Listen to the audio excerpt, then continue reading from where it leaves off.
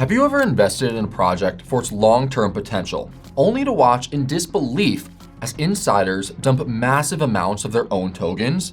When a project's core team starts selling, it doesn't just hurt that crypto's price, but it also shatters investors' confidence. That's exactly what's been happening with the Ethereum Foundation, which has been selling millions of dollars worth of Ethereum. So today, we're looking into how much ETH that they've dumped, why they've been selling, how much more that they could sell, and just how much they could impact ETH's price in the short and the long term. My name is Lewis. Stay tuned.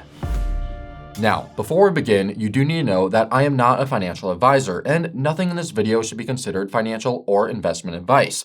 This video is simply intended to inform you about the Ethereum Foundation's recent sales of Ethereum and how they could impact ETH's price. And speaking of which, if you're looking to trade Ethereum, then you have to check out the Coin Bureau deals page. That's where you'll find sign-up bonuses of up to $100,000, trading fee discounts of up to 50%, and deposit cashbacks of up to 75% on the best crypto exchanges. Now, all you need to do right now is just hit that link in the description or scan this QR code. Then once you get on the deals page, you will see all of our offers across a range of different exchange partners. Just click one of the sign up now buttons and that should take you right to the deal. These deals won't be around forever though, so take advantage of them while you can using the link in the description below or by scanning the QR code on the screen. Now, back to the Ethereum Foundation. As most of you will know, the Ethereum Foundation, or I'll call it the EF, is a Swiss nonprofit that was created by Ethereum's co-founders way back in 2014. The foundation's primary purpose is to support the development of the Ethereum base chain and its many dApps, layer 2s, and other surrounding technologies. The EF also provides education about Ethereum's ecosystem and even holds regular meetings with Ethereum developers to discuss Ethereum improvement protocols, or EIPs, and potentially hard forks, which are basically upgrades or changes to the Ethereum base chain. Doing all of this doesn't come cheap though. The EF has its own ETH treasury, which it uses to fund all of its various initiatives around Ethereum that contribute to its long-term growth. At the time of shooting, the EF's treasury holds 209,000 ETH, worth over $920 million, according to data from Arkham Intelligence. While the dollar value of this treasury has gone up, the amount of ETH being held by the foundation has gone down. Some of you might know that this is not the first time that we've highlighted this. In September last year, we also put out a video on Ethereum insiders selling massive amounts of ETH, including the EF. At the time, the foundation had sold 240,000 Ethereum since January of 2021, with just over 3,000 ETH being sold in 2024 alone. This worried many ETH investors because in theory, the Ethereum Foundation wouldn't be selling ETH if it believed in Ethereum's long-term potential. Sadly, the worries didn't stop in September of 2024. By the end of 2024, the EF had sold roughly 1,400 additional ETH, bringing the total amount sold to 4,466 ETH. It then sold another 200 ETH in January of this year, but then thankfully they stopped selling. Well, that is until very recently, but more on that later. Now, while the amount of ETH being sold in the foundation was enough to upset investors, that was nothing compared to how upset they were about the timing of those sales. That's because the Ethereum Foundation has a habit of timing local tops incredibly well, too well in fact. For instance, on the 30th of September last year, Ethereum co-founder Vitalik Buterin and the Ethereum Foundation collectively dumped 749 ETH. This was immediately after ETH's 20% rally, and in the days after that they sold, ETH's price tanked by 13%. But this paled in comparison to the foundation's next sale.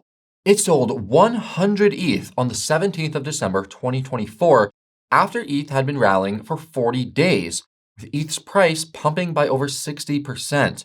Lo and behold, the day of the sale marked the exact point where ETH's price pivoted from an uptrend to a downtrend, and ETH fell by more than 60% in the months that followed. If we plot all of the Ethereum Foundation sales onto ETH's chart, we could see this clear historical trend. Soon after each sale, ETH's price takes a dip. This is why many people think sales of ETH by Ethereum insiders, like the Foundation, are a bad sign, and why some believe that these insiders could be buying and selling based on insider information. And by the way, if you're enjoying this information and you like videos like these, then punch that like and subscribe button and fire up that notification bell so you don't miss our next one. Now, all of these sales of ETH by the Ethereum Foundation beg the question of why it's been selling and what it's using the money for. Well, the ETH revealed the answer last November when it released a report that explains how it operates and how it allocates funds. We'll leave a link to that report in the description in case you're interested. For now, though, here is the TLDR. The report begins by reiterating what the Ethereum Foundation is and what it aims to do. In their words, quote, "We are at the frontier of a new kind of organization, one that supports a blockchain ecosystem without controlling it." What that means is a work in progress. Every day we learn more about what kind of organization the Ethereum Foundation needs to be to support Ethereum's long-term growth. The report then explains that the foundation runs on 3 core values. First is long-term thinking. While many investors will focus on short-term potential, the foundation is focused on the long-term picture. As they explain, quote, "We are willing to take actions in the present that might not pay off for years or even decades, and we plant seeds that we may never see grow." The second core value is subtraction. Basically, while many other companies and nonprofits aim to gain more power, the EF aims to gradually remove itself from the spotlight so that Ethereum's ecosystem development is more and more decentralized. And this ties into the third core value, which is stewardship of value. Basically, it's the acceptance that Ethereum isn't just a technology, but a community with a shared vision of how to improve the world. Very philosophical. Anywho, the report goes on to explain that the Ethereum Foundation currently supports the Ethereum ecosystem through grants, which vary depending on the project in question. For example, the WTF Academy, which provides educational content for Ethereum devs, received $30,000 in November of 2023, whereas the Security Alliance, which enhances security, obviously, received $130,000 between 2022 and 2023. The foundation has also incubated a number of key organizations that support the ecosystem. These include the Argot Collective, which is a nonprofit team of former EF devs building software for Ethereum, and L2Beat, a platform that tracks Ethereum Layer 2s. Crucially, though, the report outlines how the foundation allocated its funds in previous years. Unfortunately, there isn't yet any detail for spending in 2024, but we do have the details for 2022 and 2023. Throughout 2022, the EF spent a cool $105 million. 31% of this money was spent on researching and developing both the Ethereum mainnet and its Layer 2s. 27% was spent on, quote, new institutions, including the organizations I just mentioned. Meanwhile, 18% went on community development, 8% went to internal ops like EF staff, another 8% went to improving Ethereum as a developer platform, and 7% went to applied ZK, basically funding developers exploring privacy and scalability. Notably, the EF even reveals that 36% of this capital was spent within the foundation, while 63% was spent externally. Make that of what you will. As for 2023, the EF spent another $135 million, $30 million more than in 2022. Of this, 35% was spent on building new institutions, 25% was spent on researching and developing the Layer 1, 12% went to community development, 11% went to applied ZK, 7% went to internal ops, 6% went to the developer platform, and just 1% went to researching and developing Layer 2s. Guess they realized that there were plenty of those already. Now, in case you forgot, the spending report we just covered was published in November of 2024. Not surprisingly, learning about all the money being spent didn't calm the community's concerns around ETH sales. If anything, it only increased the criticism of the Ethereum Foundation, with its spending habits, roadmap goals, and even its personnel coming under fire. That's why Vitalik announced in January of this year that major changes were coming to the Ethereum Foundation, which we detailed in a video right over here. These changes came into effect in March of this year, the most significant of which was a new leadership structure with two new co-executives. These were Shouwei Wang, a core ETH researcher, and Thomas Stanchuk, the CEO of Nethermind, one of the largest execution clients on Ethereum. Another notable change was former ETH director Aya Miyaguchi and Vitalik moving away from day-to-day operations into more symbolic roles. Aya was named as the foundation's president, overseeing its vision while managing external relationships. Meanwhile, Vitalik shifted his focus to providing technical and intellectual guidance on the Ethereum ecosystem.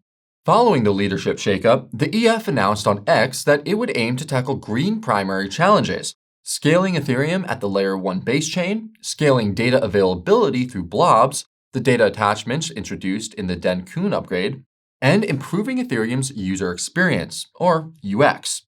Naturally, many investors assumed that these leadership changes would also put an end to the ETH's frequent selling of millions of dollars worth of ETH. As such, many ETH holders were taken by surprise in September of this year when the ETH announced that across just a few short weeks, it intends to gradually sell a whopping 10,000 ETH, which will be used to fund research, grants, and donations. What's more is that this selling has already begun. On the 3rd of September, the day of the announcement, the foundation moved 10,000 ETH to Kraken. Just 2 days later, it withdrew over $3.3 million worth of the DAI stablecoin from Kraken, suggesting that a portion of that 10,000 ETH has already been sold. While it's not clear exactly how much, it likely works out to roughly 790 ETH, given its price at the time. Now, obviously, this means that after this sale, the ETH has roughly 9,200 ETH sitting on Kraken, ready to be sold at any moment. At today's prices, that is worth somewhere around $40 million, give or take. While this is a fair old stash, it doesn't come close to the amount of money spent in previous years. Recall that well over $100 million were spent in both 2022 and 2023. As such, you may be wondering how much ETH the foundation could sell in the future beyond the 10K ETH that we just discussed. Unfortunately, nobody here at the Coin Bureau has a crystal ball. Fortunately, though, we can get a rough idea thanks to the new Treasury policy the ETH announced in July. This Treasury policy revealed that the foundation aims to limit its annual operational expenditure, or OpEx, to 15% of its total treasury. Recall that data from Arkham suggests that the foundation currently holds around 209,000 ETH. A bit of a quick math suggests that 15% of this ETH stack would be around 31,350 ETH, which at today's prices is worth around $135 million. This suggests that there's another 21,000 ETH left to be sold. But there's one big caveat, and that's that the ETH hasn't just been selling ETH on the open market. It's also been selling ETH OTC, or over the counter. Some of you might recall that it sold around 10,000 ETH to SharpLink Gaming back in July. This means that the Ethereum Foundation is likely to sell another 10K ETH in 2025, either OTC or on the open market. As for the future, the Treasury policy also highlights that this 15% figure will be reduced over the next 5 years, after which it will be 5%. According to the ETH, quote, "This policy reflects our conviction that 2025 to 2026 are likely to be pivotal for Ethereum, warranting enhanced focus on critical deliverables." In practical terms, this means 2% less will be sold each year. So, in 2025, the foundation will sell 15% of its treasury. Then, in 2026, it will be 13% of the remaining total. Then, 11% in 2027, and so on and so forth. Don't worry, we've done the math for you here. Basically, this means that over the next 5 years, the foundation could sell as much as 92,500 ETH in total, assuming prices don't move from current levels, which is highly unlikely. That would be worth around $400 million. However, the foundation also noted that it plans to diversify its portfolio into fiat currency in order to hedge against crypto market volatility, especially in a bear market. This suggests that even more ETH could be sold to convert into fiat, but this fiat may not be spent right away. In other words, limiting treasury spend to 15% per year doesn't mean ETH won't be sold. It could just mean that the proceeds from these ETH sales won't be spent. Food for thought. Given this possibility, it's important to stress that these are all rough estimates, and there will inevitably be a whole range of factors that change these numbers significantly. So then, this brings us to the big question. What do the EF's ETH sales mean for ETH's price? Well, the answer is a bit of a mixed bag, but it almost entirely depends on your time horizon and what the funds are used for once that ETH is sold. In the short term, any news on the foundation selling millions of dollars worth of Ethereum will be seen as bearish, and that's simply because of what we mentioned earlier in the video. The foundation plays a central role in the Ethereum ecosystem, with many seeing them as the driving force behind Ethereum's progression, and ultimately ETH's price. As such, many will continue to see these sales as a sign that the EF is losing faith in ETH's price performance and its price potential, regardless of the reasons given for each sale. Instead, many will still see these sales as an attempt to rake in some quick gains, especially if the foundation's habit of timing local tops continues. This will create FUD amongst investors, which will likely cause some panic selling, driving ETH's price down. In the medium to long term, though, the EF sales could actually be good for ETH's price. That's because almost all of this money will be used to help fund Ethereum's growth, be that through the development of key infrastructure projects or through marketing. This should increase Ethereum's adoption among retail and institutional investors, which would support ETH's price. We should also point out that while the Ethereum Foundation will be selling a fair bit of ETH, this will be partly offset by initiatives to actively increase the amount of ETH being held in its treasury. Take a second to consider that back in February of this year, the foundation deposited around 24,000 ETH into DeFi protocols, specifically Aave, Spark, and Compound. Finally, in the longer term, sales of the ETH by the foundation are likely to become bullish as their ETH stack inevitably shrinks. As this happens, the impact of its ETH sales will be less and less significant, both in terms of impact on price and also impact on perception. And once the foundation has sold the last of its ETH, Ethereum will be even more decentralized than it is today. This will make Ethereum even more appealing to individuals and institutions who value the censorship resistance that comes with decentralization. Although not many people care about that today, they will once they realize the shortcomings of centralized chains that sacrifice decentralization for the sake of speed. Say, it's almost as if ETH will win. Wouldn't that be something? Okay, so if you enjoyed that video, smash those like and subscribe buttons to show it some love. And if you want to see our top 5 Ethereum tokens with serious upside potential, then check out our video on that right over here. And if you want to see the biggest risks to ETH's rally, well, you can check that video out right over here. Thank you so much for watching. We'll see you again soon. Let me know what you think about ETH and if you think that ETH will be the number 2 cryptocurrency pretty much forever in the comments below. And this is going to be Lewis signing off. I'll see you in the next video.